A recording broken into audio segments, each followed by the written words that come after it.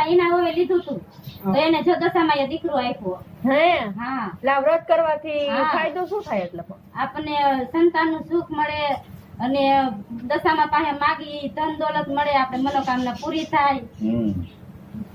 એ વ્રત કરવાથી ને આપણને ઘણો આ ફાયદો આપણે થાય. ઈના પાપી નો રહ્યા હા એને માનતા રાખી હતી હા તે 5 વર્ષે એને ત્યાં દીકરો દીધો માતાજીએ. દીકરો દીધો માતાજીએ. હા. માતાજીની કૃપા છે નહીં? હા એટલે આપણા ઘરમાં સુખ શાંતિ થાય, સમૃદ્ધિ વધે, ધન વધે. માતાજીની પૂજા કરવાથી આપણા ઘરમાં શાંતિ મળે. શાંતિ મળે. હા તો હવે આરતી ની તૈયારી કરો ને. હા પણ કરી પણ પેલા હા. પૂજા વિશે બધું સમજવા તો દ્યો.